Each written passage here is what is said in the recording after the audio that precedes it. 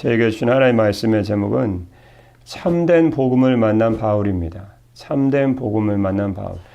6절에서 10절까지 말씀에 보면 자꾸 다른 복음, 알로라는 다른 복음이란 말씀이 자꾸 나오기 때문에 그럼 바울은 무엇을 만났는가? 진짜 복음을 만났죠.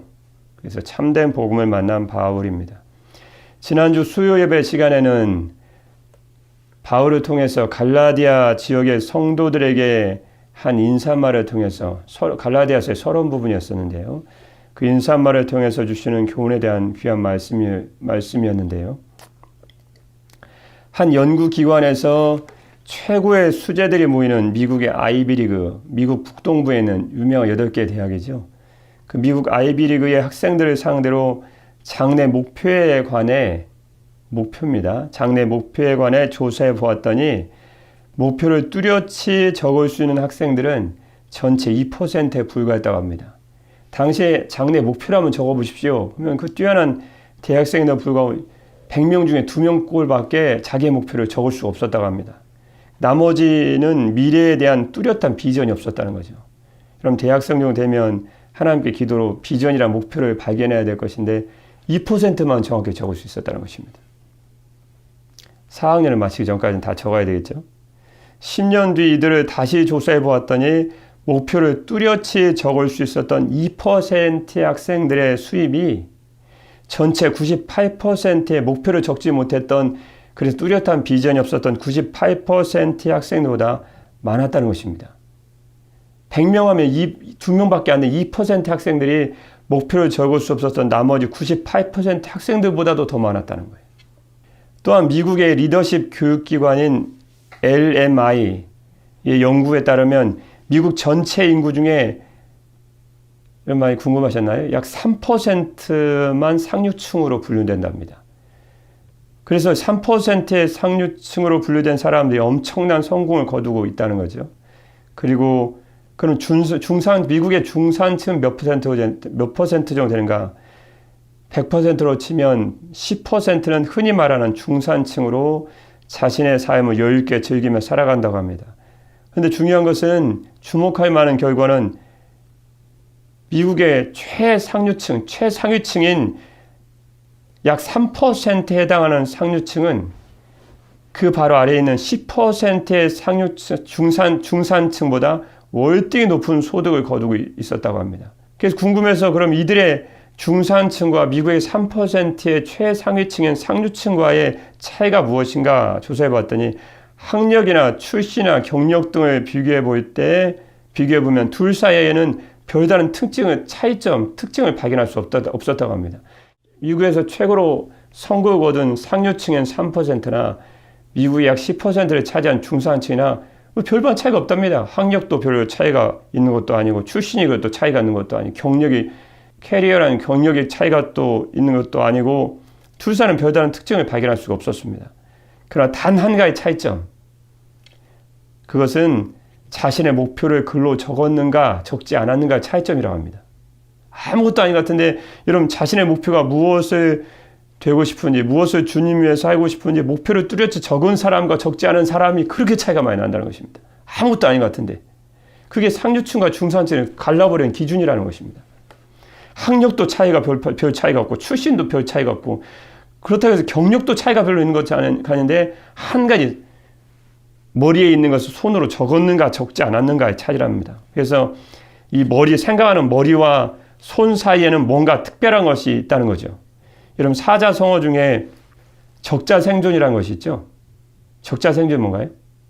환경에 따라서 어떤 생물은 살아남고 어떤 생물은 살아남지 못하는 중학교 시간에 과학 시간에 배운 거 아닙니까? 적자생존. 그런데 이 사자성어엔 적자생존을 그렇게 원래 뜻대로 풀이하지 않고, 적는 자는 생존한다.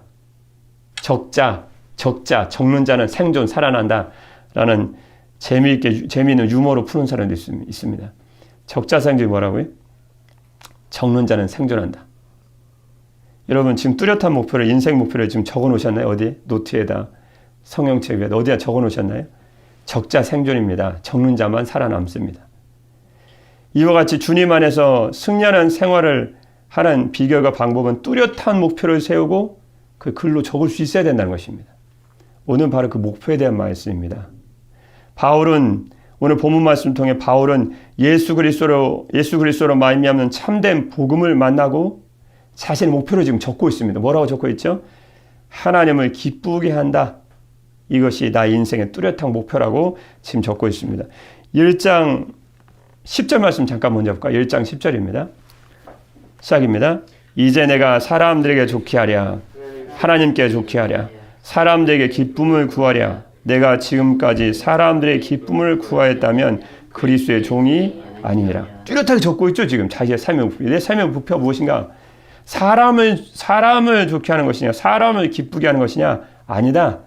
나는 우리를 구원하신 주님을 기쁘게 하는 종이다. 뚜렷하게 적고 있습니다. 그러니까 바울은 마지막 그 인생을 마치는 주님의 나라 가기 전에 인생 여정을 마치는 그 순간에 이걸 이뤘다고, 하나님을 향한 이 꿈과 이 소망과 이 목표를, 비전을 분명히 이루고 주의 나라에 갔다고 고백하지 않습니까? 나의 달려갈 길을 다 갔다고. 오늘의 말씀의 제목은 오늘은 참된 복음을 만난 바울에 대한 말씀이죠. 전체 말씀은 한 가지를 향해서 지금 가고 있습니다. 역시 10절 말씀이죠. 주님을 기쁘시게 한다는 인생 목표를 정하고 지금 바울은 달려가고 있다. 그리고 그 인생 목표를 이 편지를 받는 갈라디아 교회 성도들에게도 삶의 실천적 삶의 지침으로 지금 정해주고 있습니다. 여러분 어떤 인생 목표를 정해주고 지금 달리고 있나요? 그 목표에 따라서 여러분은 승리하는 인생이 될 수도 있고 그렇지 않을 수 있다는 것을 여러분 꼭 기억하실 필요가 있습니다. 나는 학력이 안 되는데, 여러분 성공한 사람들 아까 보셨지 않습니까? 학력도 별로 차이가 없답니다. 출신도 별로 차이가 없대요. 그렇다 해서 경력, 커리어라는 경력도 별로 차이가 없답니다. 하나는 적자 생존입니다. 인생의 목표를 정하고 주님을 향한 인생의 목표를 정하고 뚜렷한 목표를 적어놓은 사람, 그 사람이 승리하는 인생으로 살아갈 수 있다는 것은 세상 여러 기관에서 조사해도 늘 나오는 그런 내용입니다.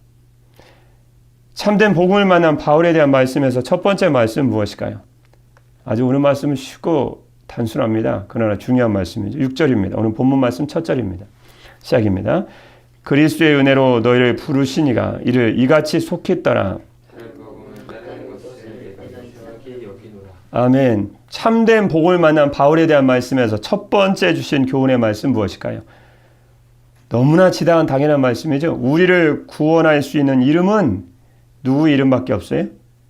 오직 예수님의 이름밖에 없습니다. 6절 말씀입니다. 6절에 보면요, 이제 다른 복음은 없나니 그리스도 예수로 너희를 부르신 이를 이같이 속히 떠나. 다른 복음을 따르는 것을 내가 이상하게 여기노라. 계속 다른 복음이란 말씀이 자주 나오죠. 참된 복음과 바울이 만난 참된 복음과 이단 사상인 다른 복음이 지금 계속 대조를 이루고 있습니다.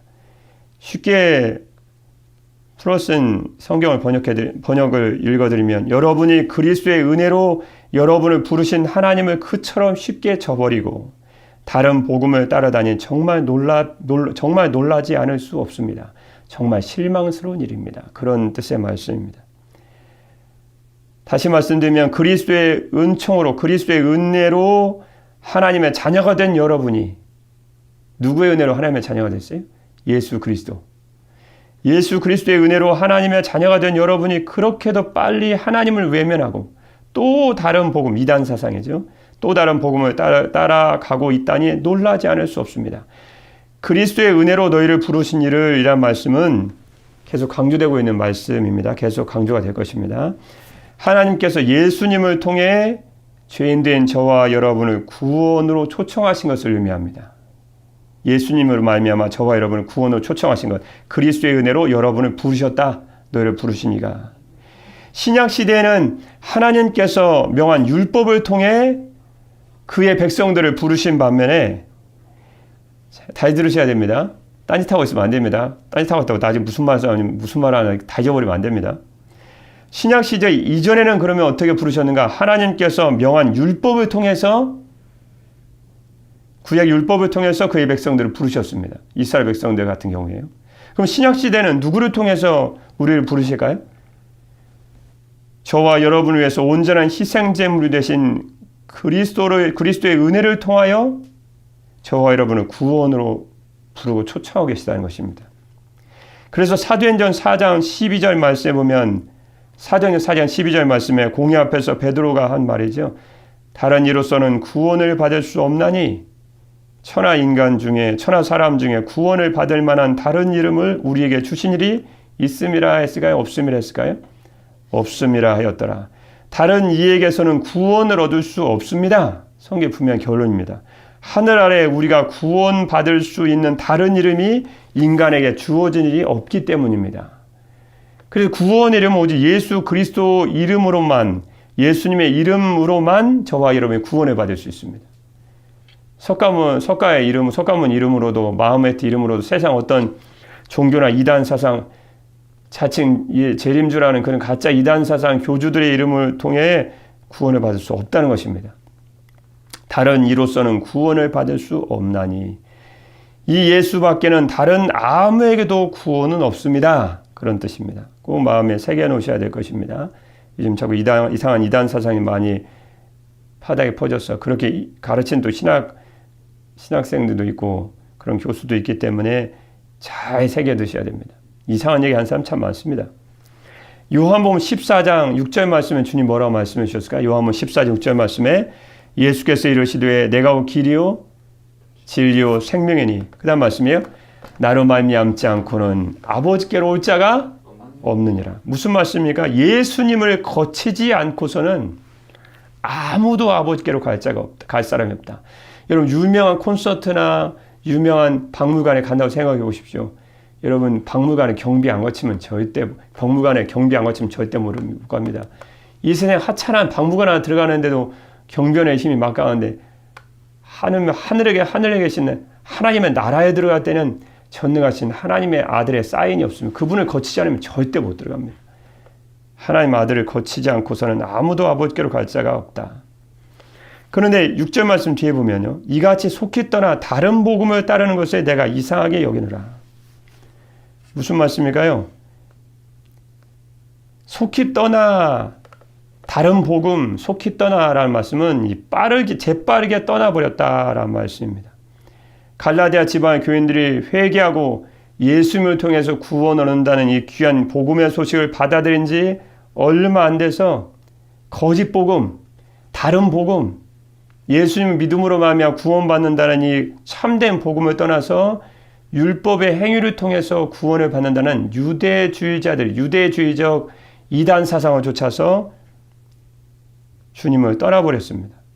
요즘도 이단을 쫓는 사람들, 어리석은 사람들, 가려고 좀 그런 사람들이 얼마나 많이 있습니까? 좀 머리를 조사해 봐야 됩니다. IQ가 얼마나 되는지. 성경 말씀 중에서 다른 복음은 없다고 그랬거든요. 예수님의 이름밖에 없다.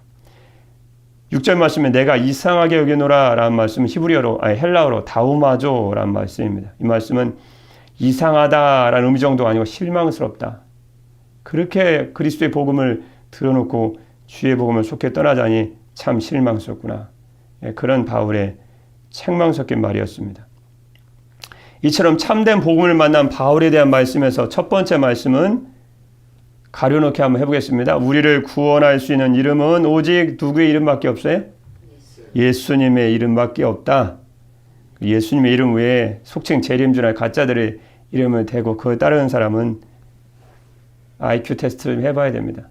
그 사람들은 성경을 전혀 모르는 거죠. 예수님의 이름 외에 구원의 이름 주신 일이 없습니다. 참된 복음을 만난 바울에 대한 말씀에서 두 번째로 주신 말씀이 없을까요? 무엇일까요? 다른 복음은 없다. 좀 길게 말씀드리면 예수 그리스도를 통한 구원의 복음의 첫 번째 예수님의 이름 외에 구원의 이름을 주신 적이 없고 두 번째는 예수 그리스도를 통한 구원의 복음 외에 다른 복음이라는 다른 기쁜 소식이라는 건 없다. 7절 말씀입니다. 7절 시작입니다. 다른 복음은 없나니 다만 어떤 사람들이 너희를 교란하여 그리스도의 복음을 변하게 하려 함이라. 무슨 말씀일까요? 사실 다른 복음이란 있을 수 없습니다. 라는 바울의 말입니다. 다만 어떤 사람들, 이단 사상을 가진 이단자들이죠. 그 이단 사상 가진 사람들이 여러분의 마음을 뒤흔들고 그리스도의 복음을 변질시키려 하고 있을 따름입니다. 모든 이단 사상들은 예수님 잘 믿고 구원의 복음 가운데 거하는 성도의 마음을 뒤흔들고 그리스도의 복음을 변질시켜서 이단 교주를 쫓게 하려는 그런 것이라는 거죠. 그런 자들에게 8절 말씀에 9절 말씀에 연거푸 2번 얘기합니다. 8절 끝에 말씀에 보면 다른 복음을 전하면 뭐 받을지어다? 저주를 받을지어다. 9절 말씀 끝에 말씀 보면요. 너희가 받은 것 외에 다른 복음을 전하면 저주를 받을지어다. 참 바울은 사랑이 없네요. 여러분 이단 사상에는 그런 그리스도의 사랑이라는 게 작용하지 않습니다. 영원한 심판과 저주만 있을 따름입니다. 그처럼 예수님 믿고 구원받는다는 건 굉장히 중요한 사실입니다. 여러분 이단 사상에 넘어간다는 것은 그만큼 그리스도로 예수님을 통한 구원의 복음에 대해서 확신이 없다는 걸 의미합니다. 당연히 구원 맞습니까? 잘 모르겠는데 그러니까 넘어가는 거예요. 예수님을 통한 구원이라는 복음의 소식이 확실한 사람은 이단에 절대 안 넘어가거든요. 이상하게 여겨져 도망가죠. 근데 예수님을 통한 구원의 복음에 대한 믿음과 확신이 부충분하고 확실하지 않으니까 결국 넘어가거든요. 다른 복음을 전하는 자들에게 다른 복음을 줬는 자들에게 바울을 통해 주님은 2번 연거푸하고 말씀하십니다. 저주를 받을지어다.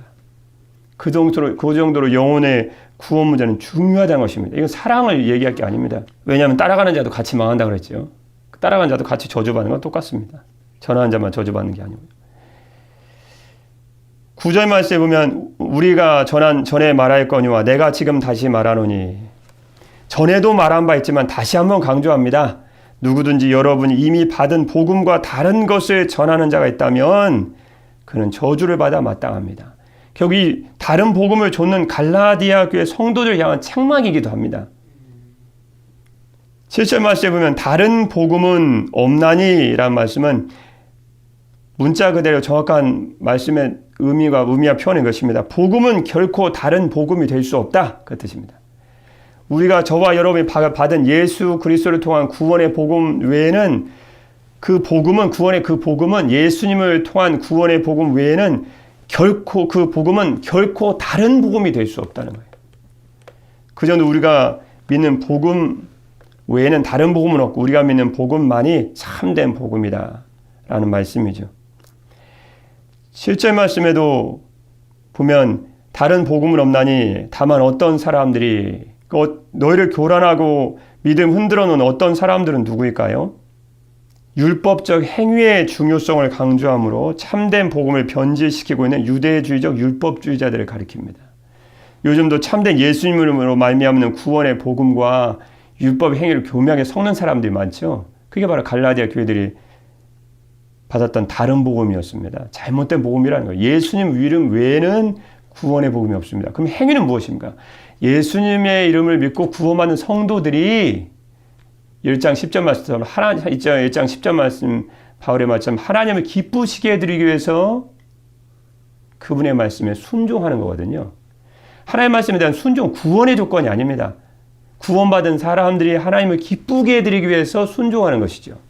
그래서 하나님을 기쁘게 해드리기 위해서 순종하는 일을 구원의 조건이냐 하는 것은 지금 성경에 대해서 굉장히 오도하고 잘못 생각을 하는 것입니다. 본인이 하나님 말씀에 순종하기 싫으니까 자꾸 구원 얘기하고 하나님을 위해서 기쁘시게 해서 순종하는 것 같고 지금 자꾸 섞어가지고 이것도 아니고 저것도 아니고 하는데요. 전혀 다른 것입니다. 구원은 예수 그리스도 이름으로만 하나님의 기쁘시게 해드리기 위해서 하나님의 영광을 세우고 주의 말씀에 순종하는 거고요. 다른 부분입니다. 물론 동전의 양면처럼 항상 같이 가는 것이겠지만요. 결국 7절 말씀처럼 변하게 하려 함이라 라는 말씀은 뒤집어 엎으려 한다. 그 뜻입니다. 다시 말씀드리면 갈라디아 지방의 교회들을 이단 사상을 통해서 혼란케 하려는 유대주의자들의 행위가 단순히 복음을 변질시키는 차원에 머무는 것이 아니고 복음의 근본적인 진리, 복음을 뿌리채 뒤흔들어 놓으려는 사단의 교묘한 책략이고 시도다라고 바울은 얘기하고 있는 거죠. 8절 말씀입니다. 8절은 같이 시작입니다. 그러나 우리나 혹은 하늘로부터 온 천사라도 우리가 너에게 전한 복음에 다른 복음을 전하면 저주를 받을지어다. 우리도 아멘으로 받아야 될 것입니다. 우리나 그렇습니다. 그럼 바울과 참된 복음을 전하는 바울의 동역자인 디모데나 그런 사람들을 의미합니다. 우리라고 할지라도 내가 너에게 전한 예수 그리스도의 복음 외에 그 구원해 준 예수 그리스도의 복음 외에 다른 복음을 전하면 저주받아 마땅하다. 그 정도로 예수님으로 말미암는 구원의 복음 너무나 중요한 것이다. 그걸 강조하기 위해서 8절 말씀에 또 얘기하죠. 하늘로부터는 천사라도 안 된다. 우리가 너에게 전한 복음에 다른 복음을 전하면 저주를 받을지어다. 언제 환상 가운데 천사가 나타났는데요. 이런 말씀 좀 드리지만 그런 개꿈 그만 꾸십시오. 꼭 그러다가 뭐 환상된 천사를 봐서 쫓아가는 사람들 꼭 이단산도 넘어갑니다. 오늘 말씀 나오지 않습니까? 하늘로부터 온 천사라도 어느 날 목사님 꿈을 꿨는데 신령한 하늘에서 하늘을 열고 가려고 개꿈 그만 꾸십시오. 한 천사라도 하늘에 신령한 꿈을 꿨다 그랬죠. 그래 꿈을 꿨다 그래도 성경에 말씀하신 복음 외에 다른 복음은 없습니다. 그걸 통해서 성도를 미혹하거나 그걸 보았다고 그걸 쫓아가고 있는 사람들은 성경에 말씀하지 않습니까? 저주를 받을지어다. 저주받는 것이 마땅하다는 것입니다. 그 정도로 여러분과 저의 영혼의 생명은 귀중하다는 것입니다. 다른 복음 쫓아갔다가 내 영혼 망하면 그 무슨 의미가 있습니까? 우리가 너에게 전한 복음에 다른 복음을 전하면 저주를 받을지어다. 9절 말씀 그대로 나오죠. 우리가 전에 말하였거니와 내가 지금 다시 말하노니. 전에도 말한 바 있지만 다시 한번 강조하겠습니다. 만일 누구든지 너희가 받은 그 복음 외에 다른 복음을 전하면 저주를 받아 마땅합니다. 저주를 받을 것입니다.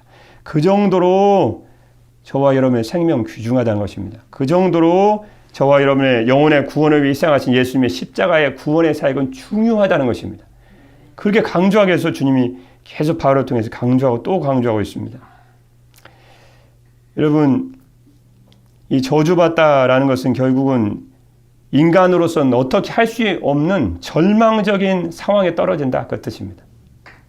다른 복음을 전함으로 또는 다른 복음을 받아들임으로 하나님이 내리시는 저주에 처해버리면 인간의 힘으로는 어찌할 수 없는 저주에 떨어져 버리고 만다 그 뜻입니다. 원래 원어적 뜻이 그런 말씀입니다. 저주받다가 아나데마라는 뜻이죠. 원래 헬라어의 히브리어로 보면 헤렘이라는 뜻의 단어에 해당하는데 그게 인간의 힘으로는 인간으로서는 어떻게 해볼 수 없는 완전한 절망적인 저주에 떨어져 버리고 만다. 그 정도로 다른 복음을 전하는 건 굉장히 무서운 일이라는 것이죠. 9절 말씀에 말씀했죠. 마태복음 7장 15절 말씀에도 주님은 이단 사상을 전하는 거짓 선지자들에 대해서 주님이 이렇게 예언해 놓으셨습니다. 마태복음 7장 15절 말씀에 뭐라고 말씀해 주셨을까요? 거짓 선지자들을 삼가라. 양의 옷을 입고 너에게 나오나 속에는 뭐가 있어요? 뭐가 있을까요? 노략질하는 일이라. 너희는 거짓 예언자들을 조심하여라. 그들은 양의 옷을 입고 너에게 오지만 속은 굶주린 이리떼와 같다. 그래서 항상 성경은 신앙은 항상 성경적으로 성경에 바탕을 두고 정통신앙을 따라서 이상한 얘기 자꾸 하는 사람 쫓지 말고 성경을 풀이하고 해석할 때는 항상 정통신앙이 무엇인지 잘 알고 있어야 됩니다. 성경을 읽고 내가 감동된다고 막 아무렇게 해석하면 안 되거든요. 성령의 감동이 중요한 건 맞지만 항상 성경이라는 믿음의 뿌리를 두고 믿음의 선진들이 믿음의 사람들이 수많은 교회사에서 정말 신앙 있고 신실하다는 사람들이 어떻게 성경을 보았는지를 잘 참고해야 됩니다. 내가 이렇게 생각되니까 막 가가지고 막 아무렇게 이야기해버리고 그런 사람들 실은 요즘 조심할 필요가 있습니다. 본인 얘기를 하기 전에 먼저 성경 말씀의 원어를 보고 그 말씀의 뜻이 무엇인지 앞뒤 배경을 잘 보고 내 생각만 할 것이 아니고 믿음의 사람들이 그 구절을 어떻게 보았는지를 또 잘 들여다보고 내 생각과 내가 받은 성령의 감동과 잘 조화되는지 그 조화를 생각해서 하나님의 말씀을 전해야 되는 줄 믿습니다. 항상 그래서 말씀을 전할 때나 들을 때는 그 사실 조심해야 됩니다. 내가 언뜻 보니까 그 말씀 같으니까 그 말씀 같다. 그게 그 말씀이 아닐 수도 있습니다. 하나님의 말씀은 그래서 여러 가지 여러모로 우리는 잘 살펴봐야 되죠. 늘 성령의 감동을 의지하고요. 그래서 참된 복음을 만난 바울에 대한 말씀에서 두 번째 말씀은 예수 그리스도를 통한 구원의 복음 외에 다른 복음은 없다. 성경은 끊임없이 강조하고 있습니다. 세 번째, 참된 복음을 만난 바울에 대한 말씀에서 우리 서두에서도 미리 살펴보았고 오늘 말씀의 핵심인 것처럼요. 세 번째 말씀은 참된 복음을 만난 사람들은 누구만을 기쁘시게 할까요? 우리를 구원으로 부르신 하나님만을 기쁘시게 한다. 다시 말씀드리면 하나님만을 기쁘시게 하는 것이 인생의 목적이 되어 있다. 이런 신앙생활을 하는 사람들도 다 같은 말 하는 것 같지만 삶은 같지 않습니다. 다 하나님 영광을 위해서 산다 그러죠. 왜냐하면 목사님들이 항상 이렇게 얘기하니까요. 성경에도 얘기하고요. 그렇게 사냐는 거예요. 근데 바울은 하나님의 영광을 위하고 하나님만을 기쁘시게 하는 것이 말로만이 아니고 그게 삶으로 나타나고 드러났다는 것입니다. 그게 다르죠. 10절 말씀입니다. 10절. 이제 내가 사람들에게 좋게 하랴 하나님께 좋게 하랴 사람들의 기쁨을 구하랴 내가 지금까지 사람들의 기쁨을 구하였다면 그리스도의 종이 아니니라. 근데 왜 바울이 갑자기 이 얘기할까요? 복음 얘기하고 참된 복음 얘기하고 다른 복음 없다고 얘기하고 다른 복음 전하면 저주를 받는다. 그렇게 얘기한 바울이 사람들에게 좋게 하랴 하나님께 좋게 하랴 사람들의 기쁨을 구하랴 내가 지금까지 사람들의 기쁨을 구하였다면 그리스도의 종이 아니니라. 이제 내가 라는 말은 헬라 원문에 보면 아이티가르라는 말씀입니다. 지금 6절부터 9절까지의 말씀은 결론 부분이다 그 뜻입니다. 바울이 쭉 얘기하다가 결론 부분으로 뭐라고 얘기했을까요? 아이티가르 이제 내가 그러니까 지금 그 뜻입니다. 뭐라고 바울이 결론적으로 얘기했을까요? 내가 사람들에게 좋게 하랴 사람들의 기쁨을 구하면 내가 그리스도의 종이 아니다. 왜 갑자기 그 얘기를 할까요? 그 이유가 있습니다. 바울은 항상 자신을 그리스도의 종이라고 얘기했거든요. 자신은 그 복음의 일꾼이라고도 강조했습니다. 그러면서 주의 복음을 위해서는 어느 곳이라도 어느 형편이라도 어느 곳에서라도 어느 곳이라도 무슨 상황이든지 어떤 위험을 무릅쓰고서라도 자신의 형편을 돌보지 않고 복음을 전했습니다. 그런데 바울이 갈라디아 지방을 전도한 이후에 그 지역에 있던 이단 사상을 가진 유대인들이 이렇게 얘기했습니다. 바울은 단지 이방인들의 환심을 사기 위해 그리스도를 믿음으로 구원에 이르는 복음을 전한다. 그렇게 아주 바울을 모함하기 시작했다는 거죠. 그래서 야 내가 지금 하나님께 사람들에게 좋게 하랴 하나님께 좋게 하랴 그러니까 자기 이단 사상 가진 자신들이 율법을 지킴으로 구원을 받는다는 구원을 받는다는 이단 사상을 전하기 위해서 그리스도를 믿음으로 그리스도로 말미암는 그리스도로 말미암아 구원이 이른다는 복음을 전하는 바울을 막 모함하기 시작했다는 거예요. 예수님만 믿으면 구원받는다. 너 지금 이방인들에게 인기 끌려가는 거지. 우리는 율법을 지켜야 구원받는다 생각하니까 우리는 어렵게 생각하니까 너 이방인들 환심사려 그러는구나 너 지금. 그래서 그런 모함을 막 하기 시작했다는 거예요. 그래서 10절 말씀이 그래서 나온 것입니다. 복음 얘기하다가 이제 내가 사람들에게 좋게 하랴 하나님께 좋게 하랴 사람들의 기쁨을 구하랴 내가 지금까지 사람들의 기쁨을 구하였다면 누구의 종이 아니에요? 그리스도의 종이 아니니라. 내가 참된 복음을 전하라고 이렇게 위험을 무릅쓰고 복음을 전하는 거지 사람들의 인기를 끌고 사람들의 환심을 사고 사람들의 지지를 받고 사람들의 인정이나 받으려고 내가 지금 주의 복음을 전하는 게 아니다. 너희가 차라리 사람들의 기쁨을 구하는 것이 아니냐. 그렇게 바울은 역설적으로 얘기하는 거죠. 그래서 10절 말씀 보면 끝에 말씀 보면 그리스도의 종이라는 말씀이 나오죠. 그리스도의 종. 이 종이 뭘까요? 종은 둘로스입니다. 둘로스는 종이란 뜻인데 자신의 의지보다 주인의 의지에 자신의 뜻보다 주인의 뜻에 복종하여서 순종하는 자를 의미합니다. 종은 그렇게 하지 않습니까? 이거 해라 하면 이거 하고 저거 해라 하면 내 이거 저거 하고.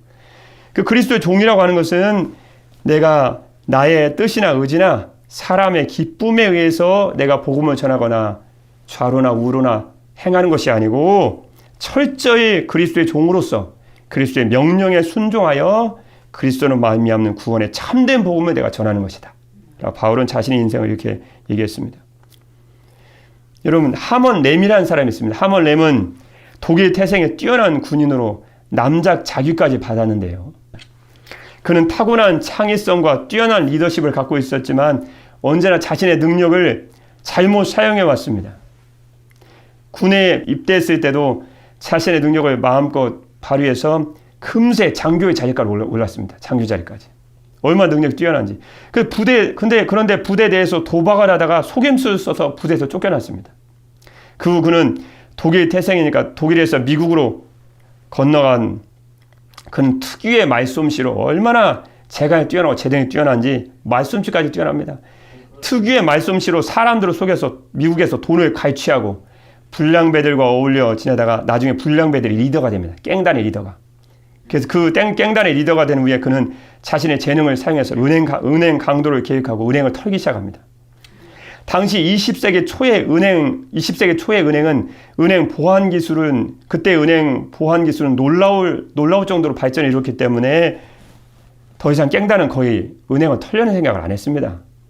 그런데 이 허먼 램이라는 사람은 얼마나 재능이 뛰어난지 자신이 군대 시절에서 배웠던 기술을 이용해서 은행을 털기 시작하는데 세상을 놀라게 합니다.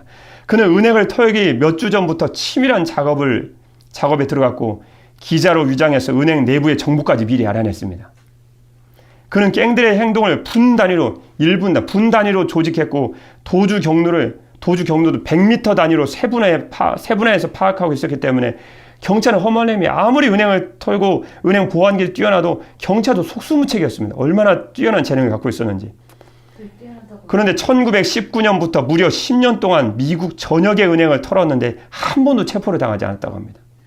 그런데 1930년대에 이제 허먼은 그날도 은행을 털고 도주하던 중 갑자기 타이어에 펑크가 났습니다. 타이어에 펑크가 나서 재빨리 다른 차를 또 훔쳐서 탔습니다.